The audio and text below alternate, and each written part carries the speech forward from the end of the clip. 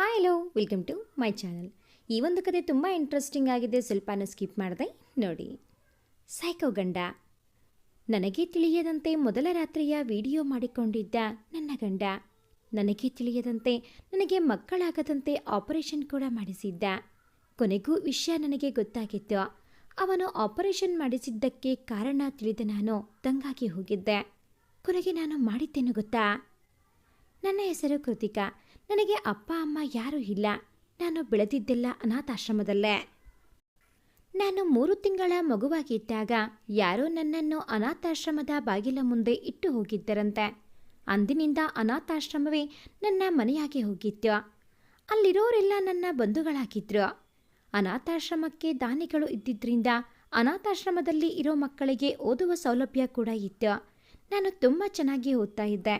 ಹಾಗಾಗಿ ನನಗೆ ಎಲ್ಲ ಕಡೆ ಫ್ರೀಡ್ ಸೀಟ್ ಸಿಗ್ತಾ ಇತ್ತು. ನಾನು ಇಂಜಿನಿಯರಿಂಗ್ ಮುಗಿಸಿ ಒಂದು ಕಂಪನಿಯಲ್ಲಿ ಕೆಲಸಕ್ಕೆ ಸೇರಿಕೊಂಡೆ. ಆದರೆ ನಾನು ಅನಾಥಾಶ್ರಮವನ್ನು ಬಿಟ್ಟು ಹೋಗಲಿಲ್ಲ. ಬದಲಿಗೆ ಕೆಲಸದಿಂದ ಬಂದ ಸಂಬಳವನ್ನು ಅನಾಥಾಶ್ರಮದ ಅವಶ್ಯಕತೆಗಳಿಗೆ ಉಪಯೋಗಿಸುತ್ತಿದ್ದೆ.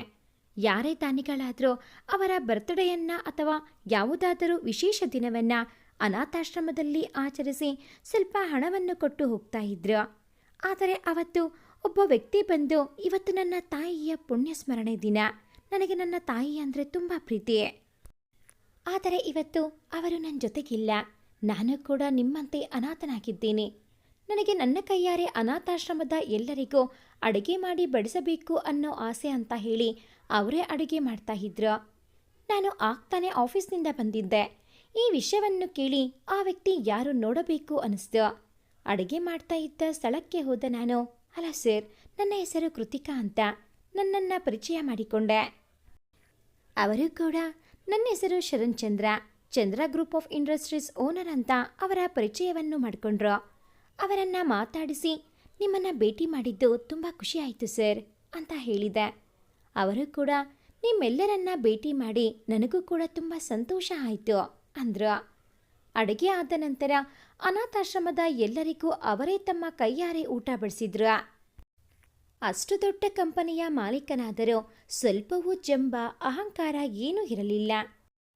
ಎಲ್ಲರ ಜೊತೆಯೂ ತುಂಬ ಖುಷಿಯಾಗಿ ಬೆರೆತು ಇಡೀ ದಿನವನ್ನು ಅನಾಥಾಶ್ರಮದವರ ಜೊತೆಯೇ ಕಳೆದು ಅಲ್ಲಿಂದ ಹೊರಡುವಾಗ 10 ಲಕ್ಷ ರೂಪಾಯಿ ಚೆಕ್ಕನ್ನು ಕೊಟ್ಟು, ಯಾವುದೇ ರೀತಿ ಸಹಾಯ ಬೇಕಿದ್ರೋ ನನ್ನನ್ನು ಕಾಂಟ್ಯಾಕ್ಟ್ ಮಾಡಿ ಅಂತ ಹೇಳಿ ವಿಸಿಟಿಂಗ್ ಕಾರ್ಡ್ ಕೂಡ ಕೊಟ್ಟು ಹೋದ್ರು. ಅವರ ಆ ವ್ಯಕ್ತಿತ್ವ ನನಗೆ ತುಂಬಾ ಹಿಡಿಸ್ತು. ಅದಾದ ನಂತರ ವಾರಕ್ಕೊಮ್ಮೆ ಬಂದು ಅನಾಥಾಶ್ರಮದ ಬಗ್ಗೆ, ಅಲ್ಲಿನ ಕುಂದುಕೊರತೆಗಳ ಬಗ್ಗೆ ವಿಚಾರಿಸಿಕೊಂಡು ಅದನ್ನೆಲ್ಲ ಪರಿಹಾರ ಕೂಡ ಮಾಡ್ತಾ ಇದ್ರು. ಅವರ ಈ ನಡೆಯಿಂದ ಅವರ ಬಗೆಗೆ ಮತ್ತಷ್ಟು ಗೌರವ ಮೂಡಿತು ನನ್ನಲ್ಲಿ. ಮತ್ತೆ ನನಗೆ ಅವರ ಕಂಪನಿಯಲ್ಲಿ ಜಾಬ್ ಆಫರ್ ಕೂಡ ಮಾಡಿದ್ರು. ಆದರೆ ನಾನೇ, ಬೇಡ ಸರ್, ಈಗ ನಾನು ಮಾಡ್ತಾ ಇರೋ ಕೆಲಸದಲ್ಲಿ ನನಗೆ ತೃಪ್ತಿ ಇದೆ. ಮುಂದೊಂದು ದಿನ ಅವಶ್ಯಕತೆ ಇದ್ದಾಗ ಖಂಡಿತ ನಿಮ್ಮನ್ನು ಕಾಂಟ್ಯಾಕ್ಟ್ ಮಾಡ್ತೀನಿ ಅಂತ ಹೇಳಿದೆ. ಅವರು ಕೂಡ ಸರಿ ಅಂತ ಹೇಳಿದ್ರು. ದಿನಗಳು ಹೀಗೆ ಸಾಗ್ತಾ ಇತ್ತು. ಒಂದು ದಿನ ಅನಾಥಾಶ್ರಮಕ್ಕೆ ಬಂದ ಶರಣ್ ಚಂದ್ರ ಅವರು, ಕೃತಿಕಾ, ನಿಮ್ಮ ಜೊತೆ ಪರ್ಸ್ನಲ್ ಆಗಿ ಮಾತಾಡಬೇಕು, ನನ್ನ ಜೊತೆ ಬರ್ತೀರಾ ಅಂತ ರಿಕ್ವೆಸ್ಟ್ ಮಾಡಿದ್ರು. ನಾನು ಕೂಡ ಇಲ್ಲ ಅನ್ನೋಕ್ಕೆ ಆಗದೆ ಅವ್ರ ಜೊತೆಗೆ ಹೋದೆ. ಕಾರ್ನಲ್ಲಿ ಕೂತ್ಕೊಂಡ್ಮೇಲೆ ಅವರೇನು ಮಾತಾಡಲೇ ಇಲ್ಲ. ಬರೀ ಮೆಲೋಡಿ ಸಾಂಗ್ಗಳ ಪ್ಲೇ ಮಾಡ್ತಾ ಇದ್ರು ಅಷ್ಟೇ. ನಾನೇನು ಮಾತನಾಡಿಸಲಿಲ್ಲ, ಸುಮ್ಮನೆ ಕೂತೆ. ಒಂದು ದೊಡ್ಡ ಭವ್ಯ ಬಂಗಲೆಯ ಮುಂದೆ ಅವರ ಕಾರು ನಿಂತಿತ್ತು. ನಾನು ಅವರನ್ನೇ ಪ್ರಶ್ನಾರ್ಥಕವಾಗಿ ನೋಡಿದಾಗ, ಇದು ನಂದೇ ಮನೆ ಕೃತಿಕಾ, ಬಾ ಒಳಗಡೆ ಅಂತ ಕರ್ಕೊಂಡು ಹೋದರು. ನಾನು ಸ್ವಲ್ಪ ಹಿಂಜರಿಕೆಯಿಂದಲೇ ಒಳಗಡೆ ಹೋದೆ. ಒಳಗಡೆ ಹೋದ ನನಗೆ ಆಶ್ಚರ್ಯವಾಗಿತ್ತು. ಆ ಮನೆಯನ್ನು ಹಾರ್ಟ್ ಶೇಪ್ನಲ್ಲಿದ್ದ ರೆಡ್ ಕಲರ್ ಬಲೂನ್ಗಳಿಂದ ಗ್ರ್ಯಾಂಡ್ ಆಗಿ ಡೆಕೋರೇಟ್ ಮಾಡಲಾಗಿತ್ತು. ಅದನ್ನೆಲ್ಲ ನೋಡಿದ ನನಗೆ ಅದಾಗಲೇ ಸಣ್ಣ ಅನುಮಾನದ ಗೆರೆಯೊಂದು ಮನದಲ್ಲಿ ಮೂಡಿತ್ತು. ಕೊನೆಗೂ ನನ್ನ ಅನುಮಾನವೇ ನಿಜವಾಯಿತು. ಶರಣ್ ನನ್ನೆದುರು ಮಂಡಿಗಾಲಲ್ಲಿ ಕೂತು, I love you Krithika, you marry me ಅಂತ ಪ್ರಪೋಸ್ ಮಾಡಿದ್ರು. ನನಗೆ ಆ ಕ್ಷಣಕ್ಕೆ ಏನು ಹೇಳಬೇಕು ಅಂತ ಗೊತ್ತಾಗಲಿಲ್ಲ. ಸರಿದು ಏನು ಮಾಡ್ತಿದ್ದೀರಾ ನೀವು? ನಿಮ್ಮ ಸ್ಟೇಟಸ್ಸೇ ಬೇರೆ, ನನ್ನ ಯೋಗ್ಯತೆಯೇ ಬೇರೆ. ನೀವು ನನ್ನಂಥ ಅನಾಥೆಯನ್ನು ಮದುವೆ ಆಗೋಕ್ಕೆ ಬಯಸೋದು ಅಂದರೆ ಏನೋ? ಬೇಡ ಸರ್, ಇದೆಲ್ಲ ಸರಿ ಬರಲ್ಲ ಅಂತ ಹೇಳಿದಾಗ, ನಾನು ಕೂಡ ಈಗ ಅನಾಥನೇ ಕೃತಿಕಾ. ಈ ಅನಾಥನಿಗೆ ನೀನೇ ಪ್ರೀತಿಯ ಬಂಧುತ್ವದ ಧಾರೆ ಎರಿಬೇಕು. ದಯವಿಟ್ಟು ನನ್ನ ಪ್ರೀತಿಯನ್ನು ಒಪ್ಪಿಕೊಂಡು ನನ್ನನ್ನು ಮದುವೆ ಮಾಡು ಕೃತಿಕಾ ಎಂದು ಹೇಳಿದರು.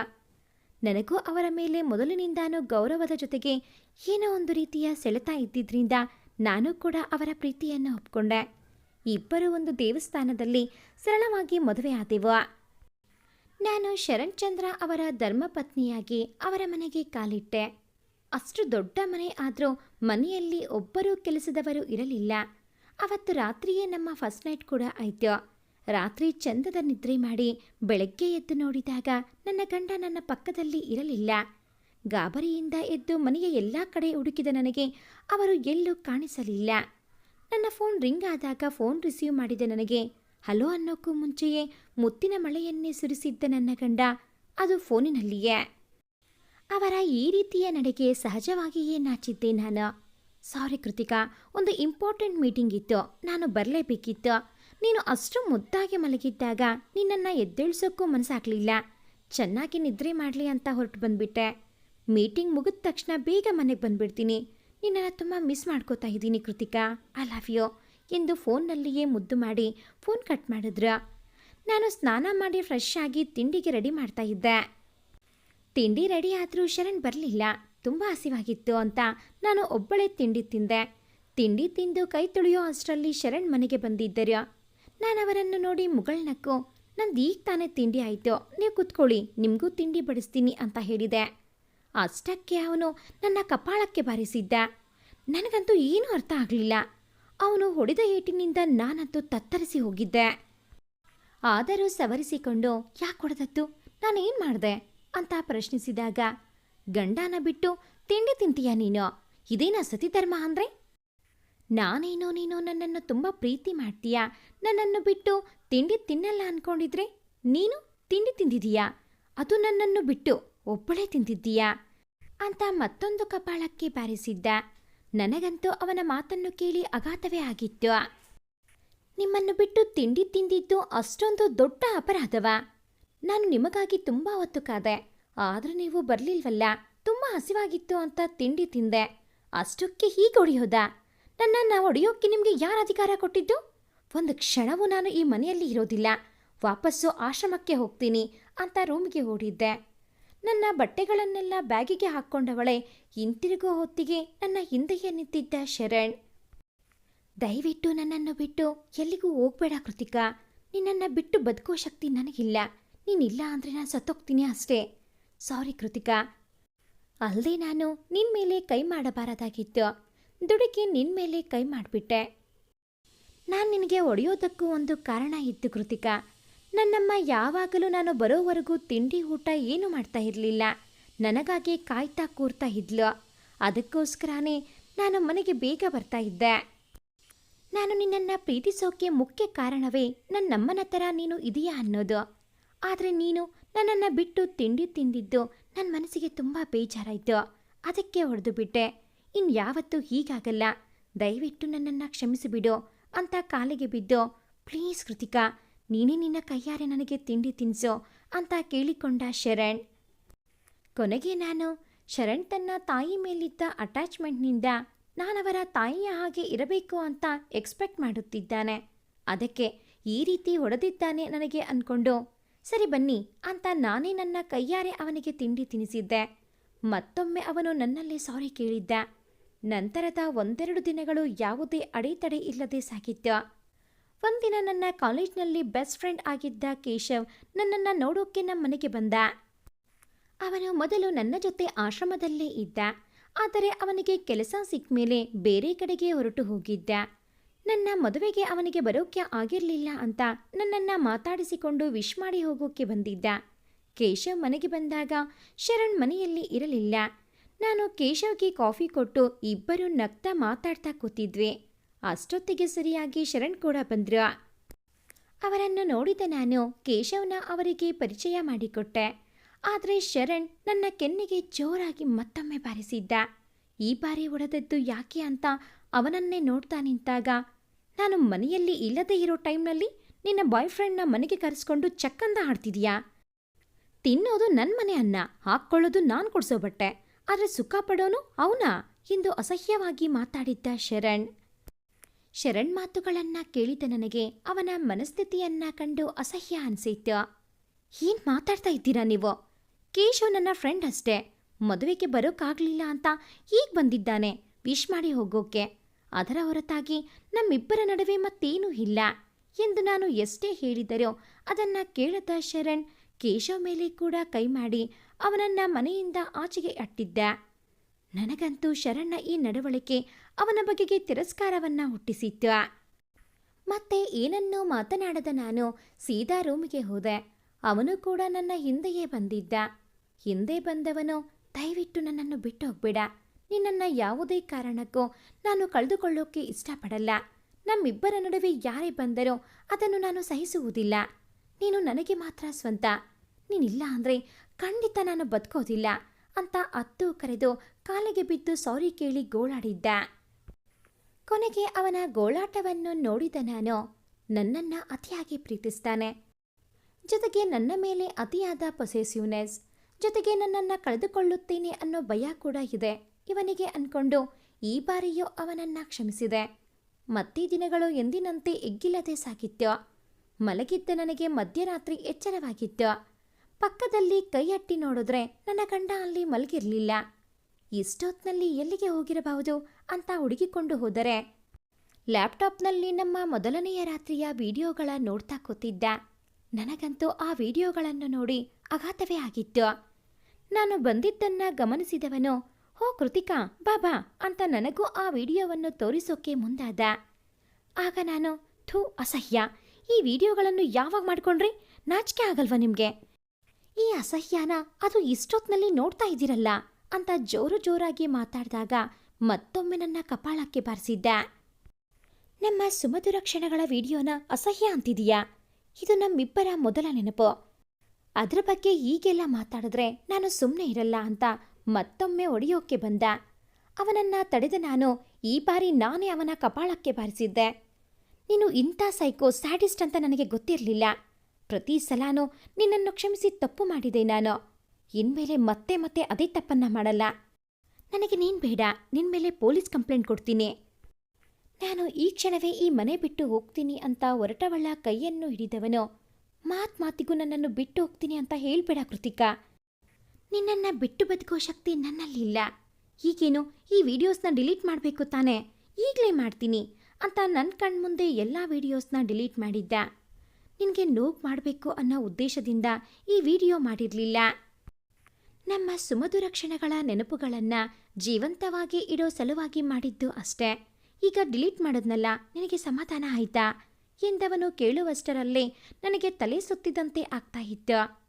ಆದರೂ ಸವರಿಸಿಕೊಂಡವಳು ನೀರು ಬೇಕು ಅಂತ ಕೇಳಿದಾಗ ಅವನೇ ನೀರು ತಂದು ಕೊಟ್ಟವನು, ಯಾಕೆ ಕೃತಿಕಾ ಏನಾಯ್ತು, ಹುಷಾರಿಲ್ವಾ, ಆಸ್ಪತ್ರೆಗೆ ಹೋಗೋಣ ಅಂತ ಕೇಳಿದಾಗ ಏನು ಬೇಡ ಅಂತ ಸುಮ್ಮನೆ ಆದೆ ನಾನು. ಯಾಕಂದ್ರೆ ನನಗೆ ತಲೆ ಸುತ್ತೋಕೆ ಕಾರಣ ಏನು ಅನ್ನೋದು ನನಗೆ ಗೊತ್ತಿತ್ತು. ಹೌದು, ನಾನು ಪ್ರೆಗ್ನೆಂಟ್ ಆಗಿದ್ದೆ. ಒಂದು ಒಳ್ಳೆ ಟೈಮ್ ನೋಡಿಕೊಂಡು ಶರಣ್ಗೆ ಈ ವಿಷಯವನ್ನು ಹೇಳಿ ಸರ್ಪ್ರೈಸ್ ಕೊಡೋಣ ಅಂದ್ಕೊಂಡು ಸುಮ್ಮನೆ ಇದ್ದೆ. ಆದರೆ ಅಷ್ಟರಲ್ಲಿ ಈಗೆಲ್ಲ ಆಗೋಯ್ತು.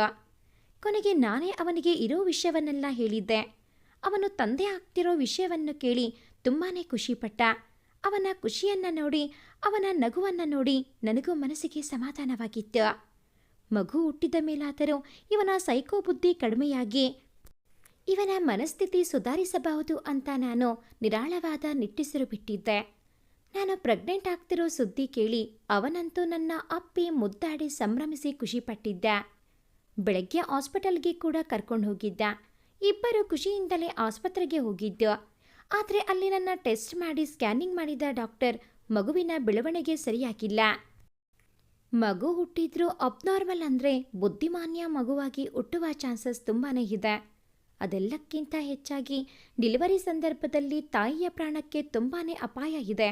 ಹಾಗಾಗಿ ನೀವು ಅಬಾರ್ಷನ್ ಮಾಡಿಸಿಕೊಳ್ಳುವುದೇ ಒಳ್ಳೆಯದು ಅಂತ ಡಾಕ್ಟರ್ ಹೇಳಿದ್ರು. ಇದನ್ನು ಕೇಳಿದ ಶರಣ್, ನನಗೆ ನನ್ನ ಹೆಂಡ್ತಿನ ಕಳ್ಕೊಳ್ಳೋಕೆ ಇಷ್ಟ ಇಲ್ಲ, ಮಗುನೇ ತೆಗೆದು ಬಿಡಿ ಅಂತ ಹೇಳಿಬಿಟ್ಟ. ತುಂಬ ಹೊತ್ತು ಯೋಚನೆ ಮಾಡಿದ ನಾನು ಕೂಡ ಡಾಕ್ಟರ್ ಸುಮ್ಮನೆ ಅಬಾರ್ಷನ್ ಮಾಡಲ್ಲ, ಅವರು ಇಷ್ಟು ಹೇಳುತ್ತಿದ್ದಾರೆ ಅಂದರೆ ಸಮಸ್ಯೆ ಗಂಭೀರವಾಗಿ ಇದೆ ಅಂದ್ಕೊಂಡು ಅಬಾರ್ಷನ್ ಮಾಡೋಕ್ಕೆ ಒಪ್ಪಿಗೆ ಕೊಟ್ಟು ಅಪ್ಲಿಕೇಶನ್ ಫಾರ್ಮ್ಗೆ ಕೂಡ ಸೈನ್ ಮಾಡಿದೆ. ನಂತರ ಆಪರೇಷನ್ ಕೂಡ ಮಾಡಲಾಗಿತ್ತು. 2 ದಿನ ಆದಮೇಲೆ ಡಿಸ್ಚಾರ್ಜ್ ಮಾಡ್ತೀವಿ ಅಂತ ಹೇಳಿದ್ರು. ಶರಣ್ ಕೂಡ ನನ್ನ ಜೊತೆ ಇದ್ದನು. ಒಂದು ಇಂಪಾರ್ಟೆಂಟ್ ಮೀಟಿಂಗ್ ಅಟೆಂಡ್ ಮಾಡಬೇಕು, ಬೇಗ ಬಂದ್ಬಿಡ್ತೀನಿ ಅಂತ ಹೇಳಿ ಆಫೀಸ್ಗೆ ಹೋದ. ನಾನು ಕೂಡ ಸರಿ ಅಂತ ಸುಮ್ಮನೆ ಆದೆ. ನಂತರ ನನಗೆ ಡ್ರಿಪ್ಸ್ ಚೇಂಜ್ ಮಾಡೋಕ್ಕೆ ಬಂದ ನರ್ಸ್, ಅಲ್ಲ ಮೇಡಮ್, ಮಕ್ಕಳಾಗಿಲ್ಲ ಅಂತ ದೇವಸ್ಥಾನ, ಹಾಸ್ಪಿಟಲ್ ಅಂತ ಎಲ್ಲ ಸುತ್ತುತ್ತಾರೆ, ಆದರೆ ನಿಮಗೆ ನಿಮ್ಮ ಸೌಂದರ್ಯದ ಮೇಲೆ ಇಷ್ಟೊಂದು ವ್ಯಾಮೋಹನ?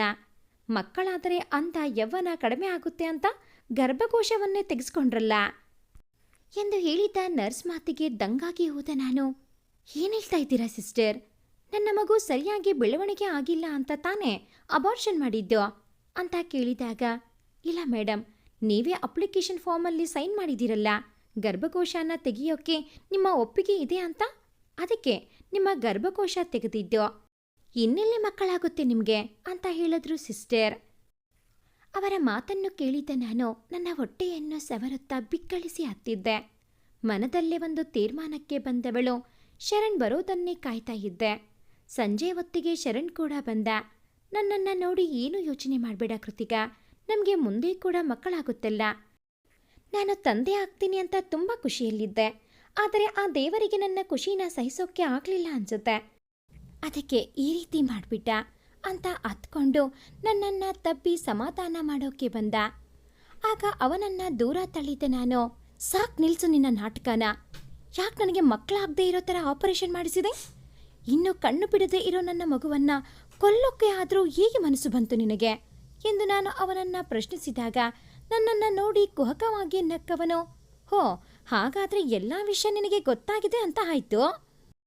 ಹೌದು ಕೃತಿಕಾ, ನಾನೇ ಇದನ್ನೆಲ್ಲ ಮಾಡಿದ್ದು. ಯಾಕಂದರೆ ಬಳ್ಳಿ ಆಗಿರೋ ನಿನ್ನ ಬಾಡಿ ಶೇಪ್ ಗಾಳಿ ಊದಿದ ಬಲೂನ್ ಥರ ಆಗೋದು ನನಗೆ ಇಷ್ಟ ಇಲ್ಲ. ನೀನು ಪ್ರೆಗ್ನೆಂಟ್ ಆಗಿ ನಿನ್ನ ಹೊಟ್ಟೆ ಮೇಲೆಲ್ಲ ಮಾರ್ಕ್ಗಳು ಆಗಿ ಅದು ನಿನ್ನ ಅಂದವನ್ನು ಕಡಿಮೆ ಮಾಡೋದು ನನಗೆ ಇಷ್ಟ ಇಲ್ಲ. ಅದಕ್ಕೆ ಹೀಗೆ ಮಾಡಿದೆ. ನನಗೆ ಮಕ್ಕಳು ಬೇಕೇ ಬೇಕು ಅಂದರೆ ಅನಾಥಾಶ್ರಮದಿಂದ 1 ಡಜನ್ ಮಕ್ಕಳನ್ನು ತಂದ್ಕೊಡ್ತೀನಿ, ಬೇಕಾದರೆ ಅವನ ನೋಡ್ಕೊಂಡು ಇದ್ಬಿಡು ಅಂತ ಹೇಳಿದ್ದ.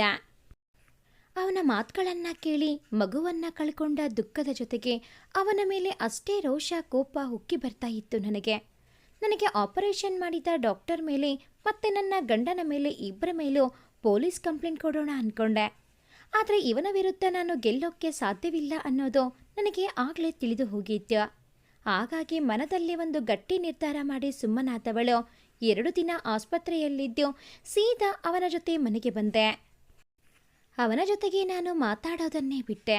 ನನ್ನ ಫ್ರೆಂಡ್ ಕೇಶವ್ಗೆ ಕಾಲ್ ಮಾಡಿ ನಡೆದ ವಿಚಾರವನ್ನೆಲ್ಲ ಹೇಳಿ ಆ ಆಸ್ಪತ್ರೆ ಮತ್ತು ಡಾಕ್ಟರ್ ವಿರುದ್ಧ ಸಾಕ್ಷ್ಯಗಳ ಕಲೆ ಹಾಕೋಕ್ಕೆ ಹೇಳಿದೆ.